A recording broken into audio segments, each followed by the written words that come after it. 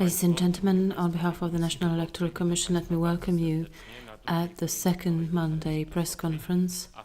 The conference will be participated by the Deputy Head of the National Electoral Commission, Judge Wiesław Kozielewicz, Deputy Head of the National Electoral Commission, Judge Sylwester Marciniak, members of the National Electoral Commission, Judge Zbigniew Cieślak, Judge Grzegorz Jędrzejek, Judge Wojciech Kręcisz, Judge Wiesław Błość, Judge Janusz Niemcewicz, Judge Krzysztof Strzelczyk, Judge Arkadiusz Despot Mładanowicz, and Secretary of the National Electoral Commission, at the same time Head of the National Electoral Office, Madam Magdalena Pietrzak. Over to you, sir. Thank you very much. Welcome, ladies and gentlemen. Finis corolat opus. The end crowns the work. Today we finish a very important stage in the parliamentary elections to the European Parliament. We will present to you the official results of yesterday's voting. Consequently, on behalf of the National Electoral Commission, I would like to thank the Polish citizens who went to the polling stations on Sunday to cast their votes. The turnout was record-beating. I would like to thank the hundreds of thousands of people, thanks to whom it was possible to celebrate democracy yesterday. People working in polling stations, in the district and territorial electoral commissions. I would like to thank the trusted representatives, observers. I would also like to thank for the tremendous effort. My thanks goes to local authorities, heads of villages, mayors, employees of public administration authorities for very good cooperation. I would also like to thank members of the government administration, in particular the Ministry of Digitization, Foreign Affairs, of Internal Affairs and of Justice. I would also like to thank for the hard, often unseen work related to preparation of the elections to people employed in the electoral office headed by Madam Pietrzak. I would like to thank people working in the local offices and local branch offices of the electoral office. I'd like to thank for their professionalism, and my thanks goes to police officers, firefighters, state protection services. I would also like to thank the media. I'd like to thank for objective coverage of the elections. I'd like to thank all those who contributed to making the fourth European Parliament elections in Poland, Anno Domini 2019, a success. Ladies and gentlemen, the National Electoral Commission signed a couple of dozen of documents related to determining the results of elections, and now let me read out to you the basic data stemming from the documents. The documents will be made public in the official journal today or tomorrow. We will send them today. The protocol of the National Electoral Commission dated 27th of May 2019 on the results of elections countrywide and the general division of mandates among electoral committees, referring to the European elections from the 26th of May, in line with Article 357 of the Act of the 5th of January 2011, the Electoral Code. The National Electoral Commission states the following. 1. The results of the elections were determined on the 27th of May 2019. Let me draw your attention to the fact that this happened very quickly. I think this is a record-beating result in the European elections, bearing in mind the turnout, which was very high. 2. The voting was carried out in 27,285 polling stations. 3. Based on protocols from polling stations received from all commissions in the polling stations, the National Electoral Commission determined the following results countrywide. 1. The number of people eligible to vote, 30,118,852. 2. Number of voters to whom ballot papers were issued, 13,759,974. Number of people working by proxy, 12,608. Number of people voting based on a special document, 116,590. Number of election packages, 1,395. Number of envelopes returned in correspondence voting, 1,357. 7 number of envelopes returned without the determination that the vote was secret, 49. Number of return envelopes where the declaration was not signed, 12. Number of envelopes in the correspondent vote where there was no envelope for the ballot papers, 6. Number of envelopes in a correspondence vote where there was unstamped ballot paper, 9. Number of envelopes put into the ballot boxes, 1,285. 13. Number of ballot papers taken out from ballot boxes, 13,760,766, including number of ballot papers taken out from envelopes, 1,274.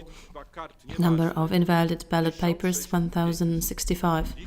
Number of valid ballot papers, 13,759,701. Number of invalid votes cast, 112,390. Ladies and gentlemen, that's below 1%. Again, that's a sensational result when it comes to results of Polish elections, including number of invalid votes because of placing an X mark next to names of 2 or a higher number of candidates from various lists, 64,966. Invalid because of not placing an X mark next to the name of any candidate, 46,774. Invalid because of placing an X mark next to the name of a candidate whose registration was invalidated, as we had such cases, 1,350. Number of valid votes cast in total, 13,647,311. 17. Number of valid votes cast in total per list of candidates. List number 1, registered by the Electoral Committee, Confederation, Corwin, Brown, Leroy, the Nationals, in total 621,188 votes. That is 4.55% of all the votes cast Poland-wide. 2. List number 2. Electoral Committee Wiosna Spring by Robert Biedroń, 826,975 votes, that is 6.06% of all the valid votes. List number 3, Coalition Electoral Committee, European Coalition, 5,249,935 votes, which is 38.47% of all the valid votes cast in Poland. List number 4, Electoral Committee Law and Justice, 6,192,780 votes, that is 45.38% of the total number of votes cast. So, list number 5, Coalition Electoral Committee, the Left Together, RSS, Labour Union, the Together Razem Party, 168,745 votes, 1.24% of all the votes cast. 6, list number 6, Electoral Committee, Cookies 15, 503,564 votes, which is 3.69% of the total number of votes cast. 7, list number 7, registered by the Electoral Committee of the Electors, Poland Fair Play Party, Les Gwiazdowski, 74,013 votes, that is 0.54% of the total number of votes. List number 9, Coalition Electoral Committee, Poll Exit Coalition, 7,900 votes, that is 0.06% of the total number of votes cast. List number 10, registered by the Electoral Committee Unity of the Nation in constituency number 5, 2,211 votes, that is 0.02% of the total number of votes. Fourthly, the National Electoral Commission, in line with Article 335 of the Electoral Code, determines that the condition to participate in the division of mandates, i.e. the electoral threshold, was crossed by the following committees. 1. Wiosna, the Spring by Robert Biedroń. List number 2. 2. Coalition Committee, the European Coalition. List number 3. 3. Electoral Committee, Law and Justice, list number 4.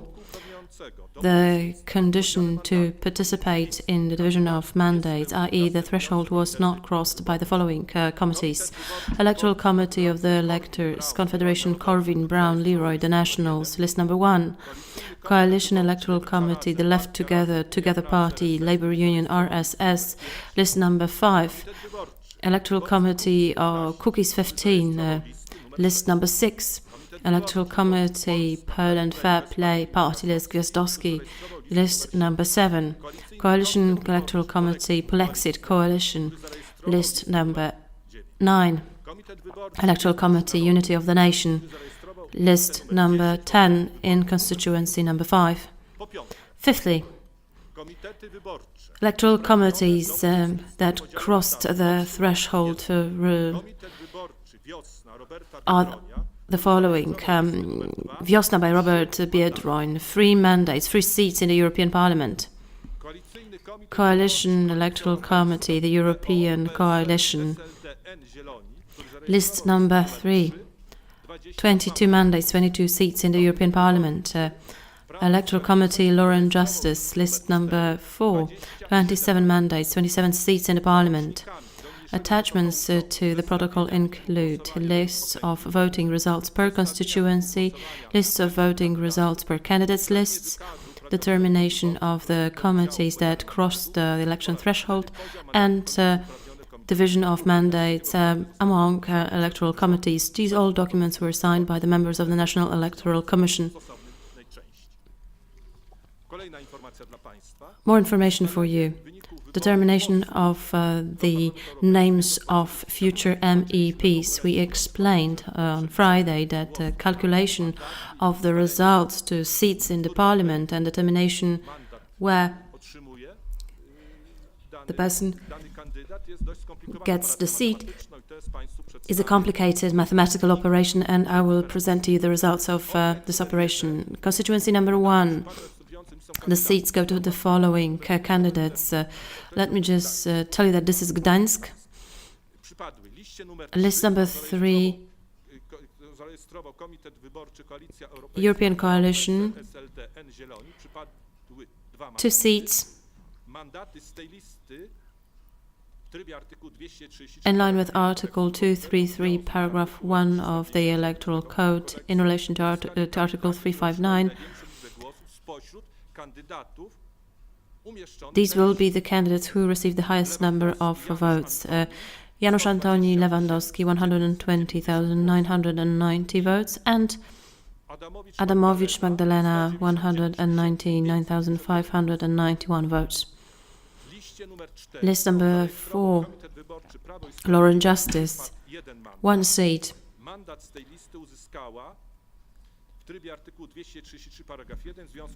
In line with the mentioned legal provisions, the seat goes to a candidate who received the highest number of votes, 160,517 votes, Anna Maria Fotyga. Constituency number 2, Bydgoszcz. The seats go to the following lists. List number 3, European Coalition, 1 seat in the European Parliament. The future MEP is Radosław Tomasz Sikorski, 129,339 votes. List number 4, Law and Justice, 1 seat in the European Parliament.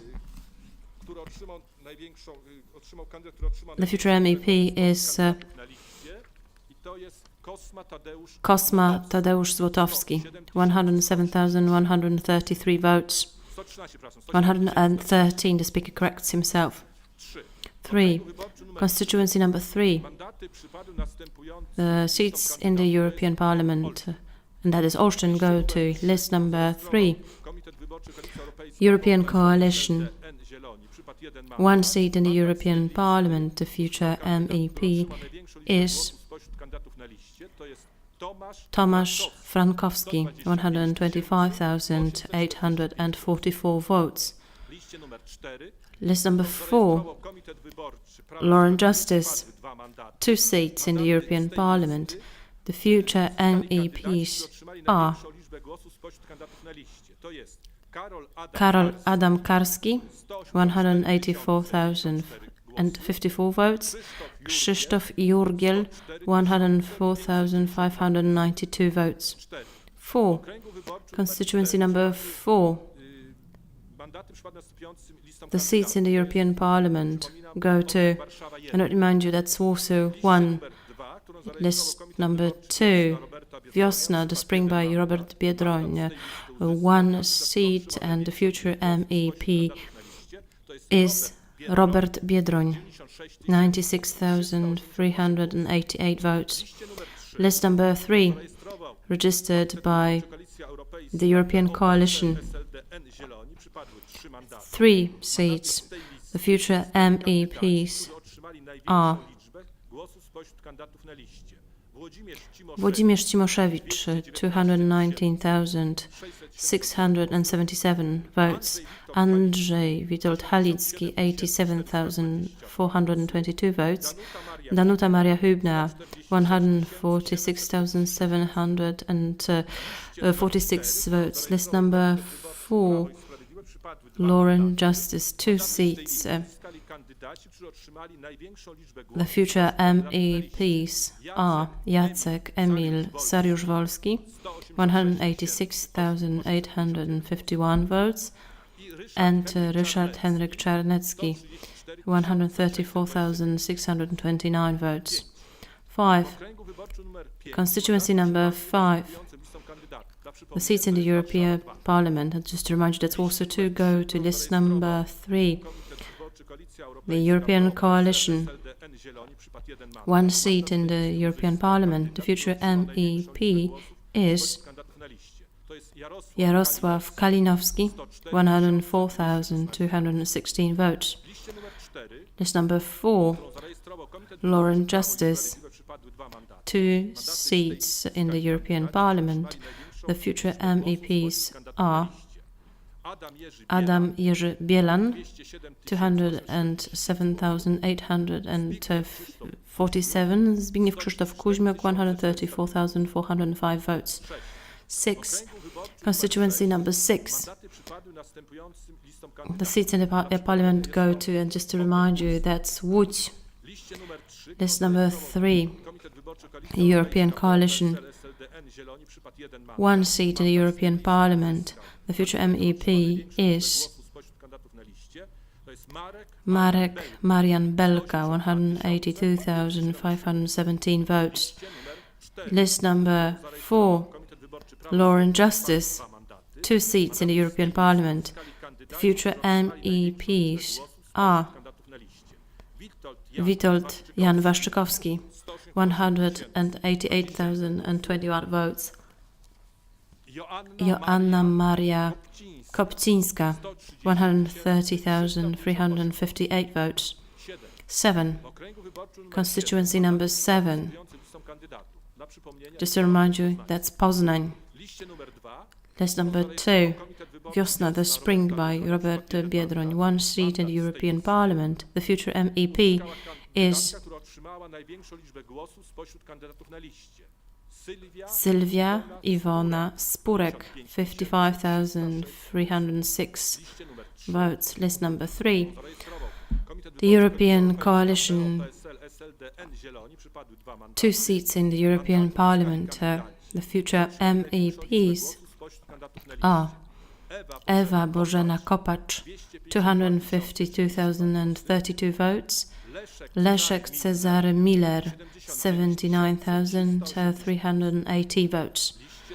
List number 4, Lauren Justice, 2 seats in the European Parliament. The future MEPs are Zdzisław Marek Krasnodębski, 164,034 votes. Angelika Anna Możdżanowska, 76,953 votes. 8. Constituency number 8. The seats in the European Parliament go to, let's just remind you, that's Lublin. List number 3, European Coalition, 1 seat in the European Parliament. The future MEP is Krzysztof Andrzej Hetman, 105,908 votes. List number 4, Lauren Justice, 2 seats in the European Parliament. The MEPs, the future MEPs are Elżbieta Małgorzata Kruk, 164,108 votes. Beata Mazurek, 204,693 votes. 9. Constituency number 9. We're talking about Rzeszów. List number 3. European Coalition. 1 seat in the European Parliament. The future MEP is Elżbieta Katarzyna Łukciejewska. The speaker corrects himself. 40,737 votes. List number 4, Lauren Justice. The future MEPs are Tomasz Piotr Poręba, 276,014 votes.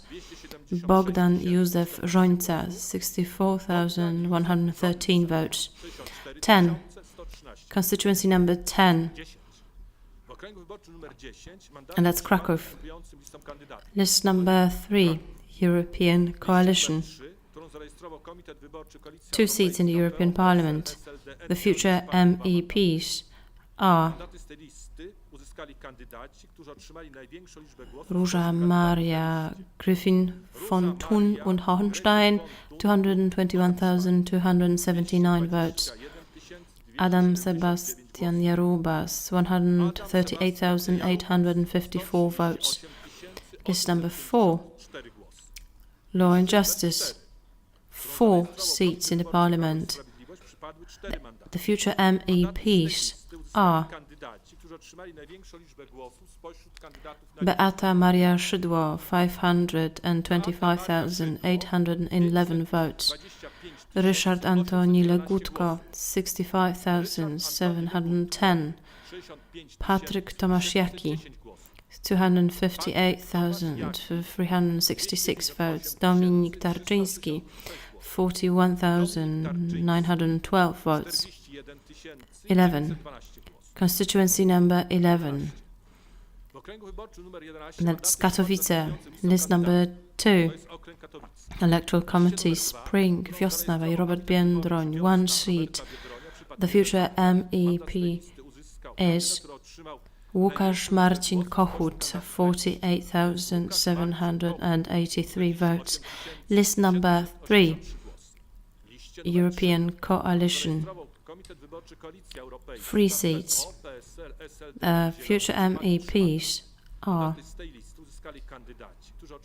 Jerzy Karol Buzek, 422,445. Marek Paweł Balt, 45,043. Jan Marian Olbrycht, 69,009 votes. List number 4.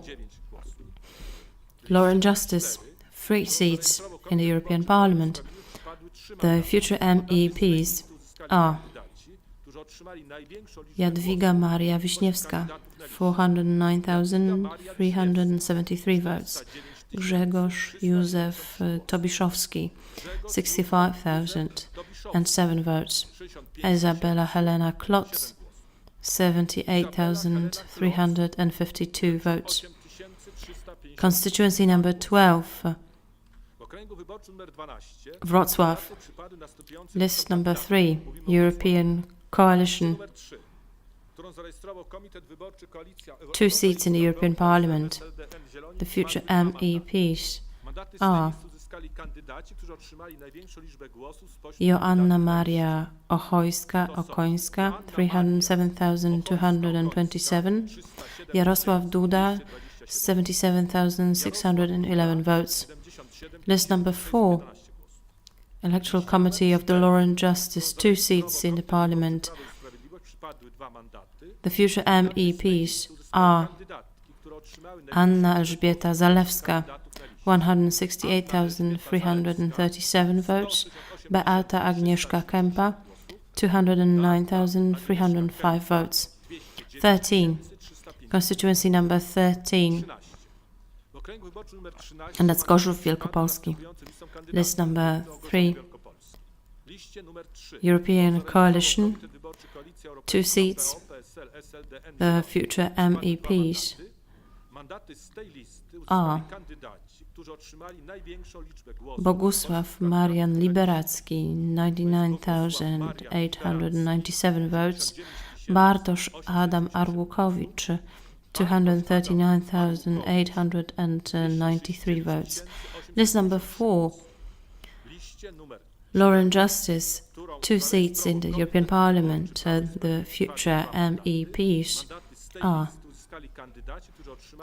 Joachim Stanisław Brudziński, 185,168. Elżbieta Rafalska, 70,916 votes.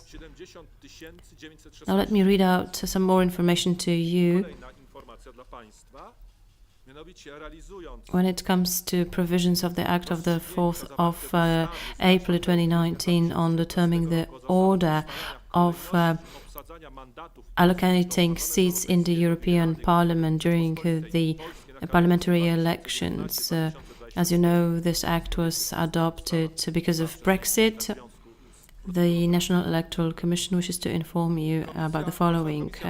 1. The Electoral Committee to get the 52nd seat mentioned in the said Act and in the Electoral Code is Law and Justice. 2. The lowest number of votes from among the European Parliament candidates elected from the list of candidates of Law and Justice was reached by Dominik Tarczyński. And thirdly, Mr. Tarczyński, in line with Article 2, Section 2 of the Act of the 4th of April 2019, on the determination of the order of allocating mandates for MEPs elected for the 2019-2024 term, Mr. Tarczyński is not taking his seat at the beginning of his term of office if, in line with the EU provisions, the number for Poland is 51. Some more information for you. As regards the turnout, as I said, the turnout is record high. When it comes to European elections, we have 45.68%. That's the official turnout. Previously, we had a record 10 years ago. Back then, it wasn't even 25%. It was 24 and something. Now, that's over 45%. When it comes to constituencies with the highest turnout, let me note constituency number 4, 60.37%, that's Warsaw. In terms of the lowest turnout, Olsztyn, 38.93%. From what I can see here, this was the lowest turnout in Poland. As regards provinces, we have the information split by provinces. The Lower Silesian 45.9, Kujawin-Pomerainen 41.75, Lubelskie 43.84, Lubuskie 40.66, Łódzkie 46.92, Lesser Poland 49.18, Mazovian 52.49, Opolskie 37.91, Subcarpathian 44.24, Podlasie 40.95%. If I may share a personal dream with you, my dream is to be able to beat the record from over 25 years ago when it comes to turnout. What I have in mind is the second round of presidential elections with Mr. Wałęsa and Mr. Kwaśniewski running for the office of the president. It was 1995, and the turnout was 68.23%. This is the highest turnout in the Polish elections after the year 1989. Maybe we will come closer to this result someday in the future. That's my dream.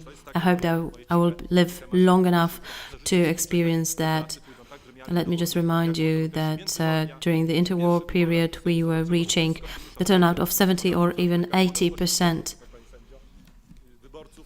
On the 26th of January 2019 we were celebrating the 100th anniversary of the first elections in free Poland after we regained the independence, and then the turnout was sensational. Right now we are somewhere among the lousy 30, 40, 50% thresholds. Time has come to have a higher turnout. That's my serious hope. We're also very happy that we don't have many invalid votes. 0.82%, not even 1%.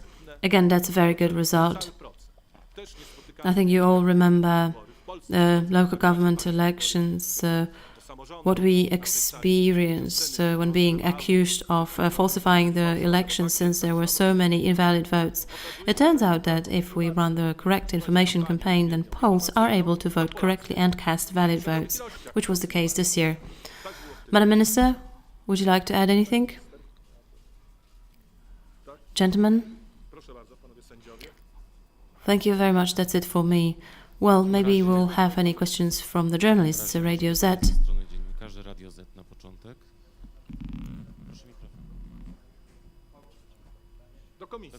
Well, what about Mr. Tarczyński? You already explained that he's not taking his seat until Brexit materializes, but I understand that he can still be an MP in the Polish Parliament, or can't he? Will he be running in the parliamentary elections or not? And who will take his seat in the Polish Parliament? Well, I can't reply to your last question, who will replace him. In line with the decision of the European Council, the legal situation is as following. We were obliged to conduct the elections and elect 52 MEPs, but the condition was that the United Kingdom remains a member state of the European elections at the beginning of the term of office, i.e. 2019-2024, i.e. at the beginning of July.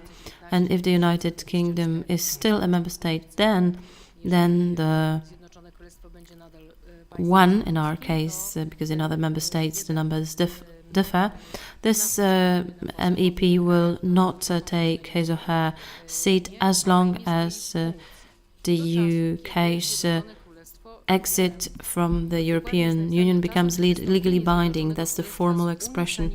So this is the condition for Mr. Tarczyński. He was elected, but he cannot perform his function as long as the UK is an EU member state. However, the act that allowed the National Electoral Commission to identify or determine the 52nd MEP in line with the current legal framework was such that we had to make sure that any bans or prohibitions related to not combining the function of an MEP with other functions do not apply to this person as long as the person cannot take his or her position. So for the time being, this person doesn't have to decide about the function that he wishes to choose.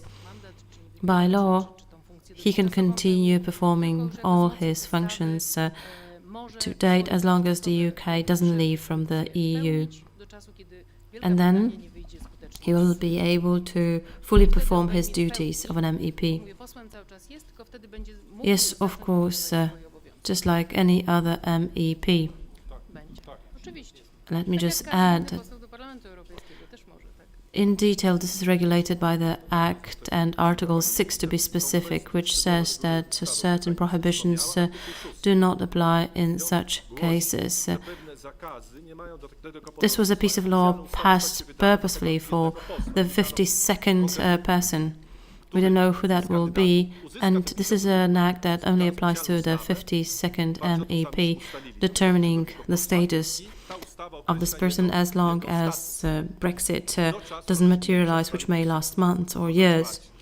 This is the act of the 4th of April 2019, published in the Journal of Laws, item 708. It's got 10 articles. Well, let me ask an additional question. Were there any electoral protests, anything that would cause any protests? Do you know about any such cases? Well, when it comes to incidents, we were trying to keep you up to date. There were just a few of them. I would say that I'd be surprised if such a huge undertaking like the European elections with hundreds of thousands of people engaged happened without any incident. It's just as if we had a wedding party. We wanted 100% of guests to come. Around 46 came, but we incurred expenses related to 100%, and it would be sad to have only half of your guests arrive at your wedding party. We were ready for 100%. The turnout was what it was. The incidents that happen, if we take into consideration the scale, are a necessary thing. Without them, I would actually be surprised. I would be surprised that it's so calm and peaceful suddenly. I think it's good that we have incidents. It's normal, full-blooded transfer of information. There were some incidents, hence several dozen of them. Some would be qualified as misdemeanors, some criminal offences. You all do remember the attempt to take out ballot papers from the polling stations. That's a criminal offence. We had several cases of destroying posters, canvassing. That's all being explained in the respective mode of law by the prosecutor's office or the police. When it comes to protests, the deadline for protests starts when we publish our resolution in the Journal of Laws. And it is then that the citizens have the right to lodge a protest with the Supreme Court. They can accuse us of a criminal offence against the elections or violation of significant aspects of the electoral law, but this violation has to have a significant impact on the results of the elections and the related voting process, not the previous stage. These are then heard by the Supreme Court. The court has 3 months for that, and after 3 months the court passes a law on the validity of the elections. That's why initially today I said that we have completed a certain stage of the parliamentary election process. It is for the Supreme Court to decide whether the elections are valid or not, irrespective of whether a protest is lodged or not. The court has to pass a law, and if it determines that the elections are invalid, then we'll have to repeat it. If the elections are deemed to be valid, then we'll have the definite results. And the ruling of the Supreme Court on the validity of the elections is also published in the Journal of Law, and that completes the procedure. The Supreme Court, when deciding on the validity of the elections, looks at the protests, the opinions on the protests, because each protest has to be examined by 3 judges of the Supreme Court. In our report from the elections, we will describe the incidents that occurred, and the court will also have the report from the Prosecutor General. On the basis of these documents, the decision is taken. It may be convoluted. You perhaps don't know the details, but you have the right to do so. Krzysztof Zasada, RMF Radio. Could you give us an evaluation of the situation from Law and Justice Office yesterday? The president of the party informed about the victory before the end of the election silence. Could you give us an interpretation of that? Well, the electoral law specifies specific rules for the functioning of the bodies participating in the elections. Some of the violations of the electoral law are burdened with a sanction. For instance, liability for misdemeanor, criminal liability for criminal offences. Some, however, invalidate the elections when it comes to elements related to canvassing on the election day. Such behavior is treated as a misdemeanor. The cases that we recorded in Poland of, for instance, people expressing their preferences, encouraging others to vote in a specific manner during the electoral silence period, were classified as contrary to the electoral law and as such misdemeanors. When it comes to analyzing the behavior of individual candidates, well, if a citizen thinks that such and such form of behavior was a violation of the electoral law, then he or she may report it to the prosecutor's office or lodge a protest with the Supreme Court. However, the Electoral Commission does not deal with evaluation of specific events. This is not our responsibility. We express general positions on the obeyance of electoral law. We are not here to determine, be that a misdemeanor or a criminal offense, whether it occurred or not. This is not within our responsibility. Well, we have such questions during every elections, and we always say that there are procedures for that. If you feel there was a violation, report that, and this is not within our field of responsibility. Thank you very much. I was asking for your interpretation. Well, we are not here to interpret anything. That's for the bodies that will examine it. Madam? Agnieszka Wykon, TVN24. I have 2 questions. The first one, when it comes to Mr. Tarczyński, does it mean that he got his MEP seat? Is he receiving his remuneration? Or will he receive it only once the UK leaves the EU? And my second question, have you received any information that once the names on the ballot papers were printed, some names were crossed out, not on the ballot papers, but on the voters' registers, and supposedly this happened in Warsaw and in Wrocław. People learned there that they were registered in Spain and in Berlin. Did you get this information? What should be done in such a case? Well, we haven't received any information about it. Different signals were hovering in the air, but we only will receive them later on from our branch offices. But it's really hard to say anything about anything specific in such a situation. We received information that somebody added his or her name abroad to the register of voters, came to Poland was not on the Polish register of voters. You ask the reverse question. We haven't heard about such a situation.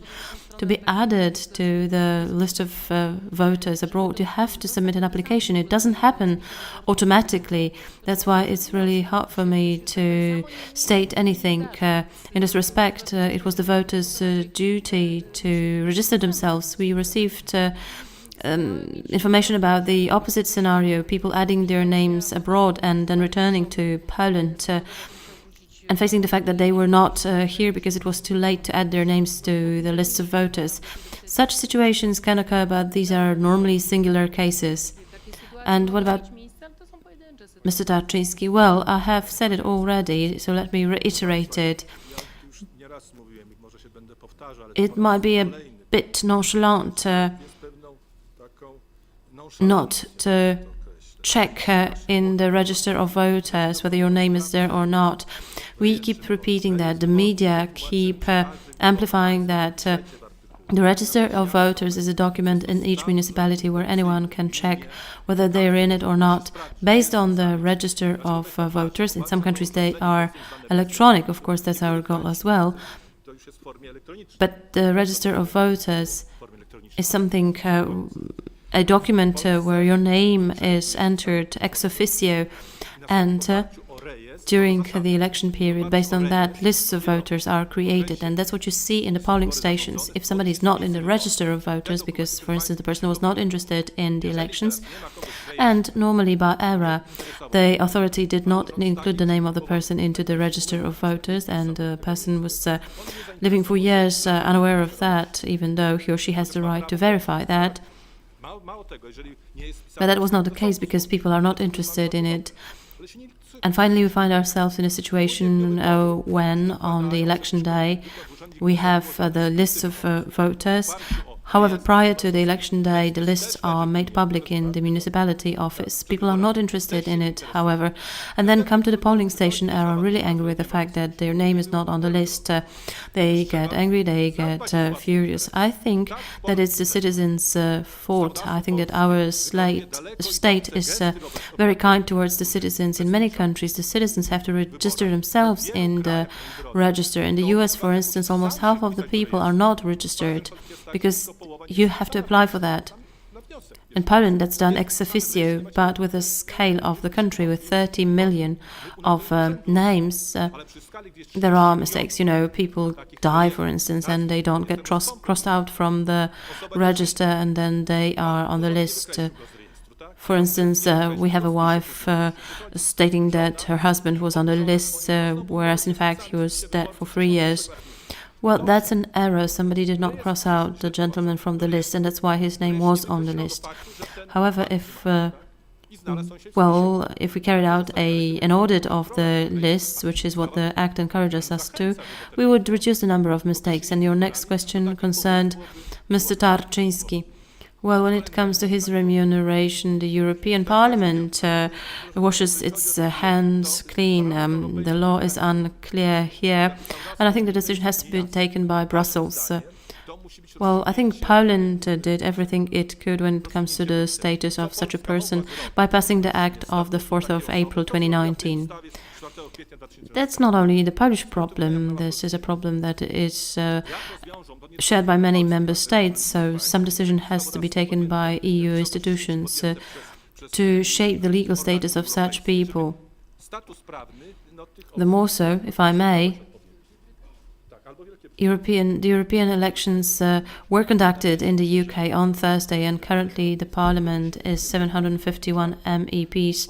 Starting from the 1st of July, it should be 705 people. So we have right now MEPs from the UK and from other member states as well. TVP Info. Good afternoon, Kamil Krupa. What about the mechanism of division of seats among constituencies? Warsaw has 6, Lesser Poland has 5, other constituencies 3. Could you tell me how this is done? What are the rules of that? Well, that's a very complicated process. That's why I'm asking, well, those of you who were with us during the press conference, well, I'm not offending you, of course, in any way, but those of you who were here on Friday had it explained. We had some private lessons for some people even. So let me reiterate. Well, this is all done based on the so-called four-step principle. Step 1, determining the committees that participate in the division of mandates. The total number of valid votes countrywide is determined, and for each committee, the total number of votes for all the lists of this committee is determined. Only the committees whose lists crossed the threshold participate in the division of mandates. That's simple. We summarize the number of votes in a given constituency and check whether they are above 5% or not. If they are, we keep on working with them. If they don't, they are out. So that's a kind of purification. Step 2 entails the division of the 59 mandates among entitled committees, i.e. the committees that crossed the election threshold of 5%. This is done by the so-called dance method. What is it about? Each entitled committee's number of votes is divided by 1, 2, 3, 4, etc., etc., all natural numbers. We have the quotients then, and from among them we select 59 highest ones. Next to each committee, 52, not 59, the speaker corrects himself, each committee gets as many seats, as many quotients it has in the raw. The third step that needs to be performed for each of the committees is to divide the number of seats among its lists. We now know how many seats it got countrywide. Now the seats have to be divided, and this division happens based on the so-called greatest rest method. For each constituency known from step 2, we have the number of seats, which is then multiplied by the number of votes on the list of that committee, and the result is divided by the total number of votes cast for that committee countrywide. In the first stage, each list gets all the full numbers. However, not all the mandates can be allocated this way. Then in the next step, we take the fractions. So what's behind the comma, and all the remaining mandates go to the committees with the highest rests. In step 4, that should be done for all lists of candidates that received seats in the European Parliament. Seats are allocated to the candidates who received the highest number of votes cast. Have you understood it? I was trying to make it clear. Article 358, paragraph 2. Anna Hałas-Michalska, Polsat News, to refer to what you said. What about the e-register of voters? How far away from it are we? And when, perhaps, would it be possible for us to use it? Well, that's a question to Madam Minister. Well, as regards the central register of voters, first actions have already been taken by the Ministry of the Interior and Administration and the Ministry of Digitization, and based on the state records and the database of national identity numbers, such a register is to be created, but I can't tell you when it will materialize. We had plans to go live in the autumn. Perhaps it's going to be safer to do it in parallel, so to test it during the upcoming elections, but to have the traditional path parallel to that. But it's a question of the future. These two ministries work on it together. We are just experts. We advise them and make sure that all the provisions of the electoral law are followed and are implemented in practice in relation to the new service that is to be available. But perhaps it's going to be autumn. Yes, perhaps that was mentioned when we met for the first time to talk about this matter, but I can't tell you how far in we are right now. Radio Z, Jacek Czarnecki. I would like to ask a question about the ministers who got the seats in the European Parliament. What's the procedure ahead of them? When should they resign from their positions? Kiedy muszą zrezygnować ze stanowiska i tak dalej.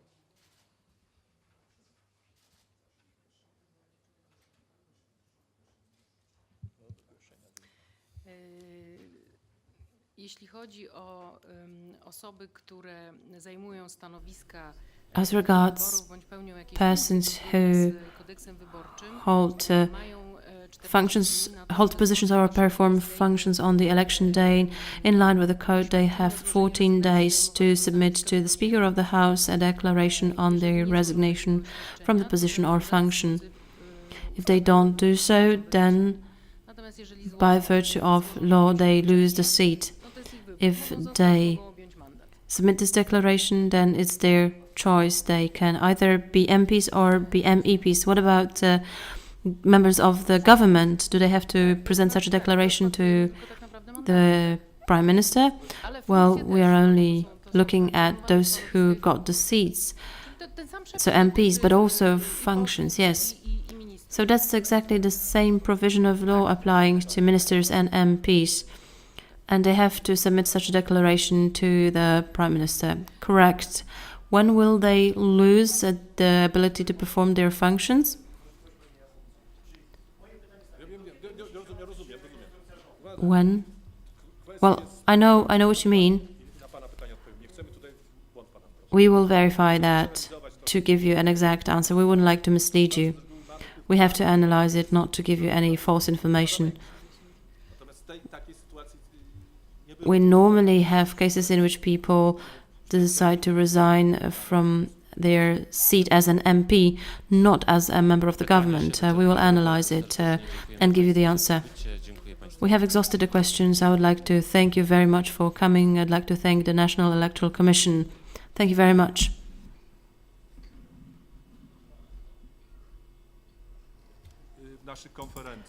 We would like to thank you for participating in our conferences, and we apologize you for certain delay. I know that it's not what you like. We try to keep our promises. We had to sign some documents simply.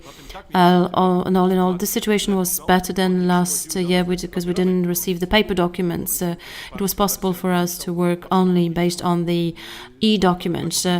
Otherwise, we would have to be waiting until Tuesday or even Wednesday. Thank you very much once again for your participation, and that closes the conference. Thank you. See you in the autumn.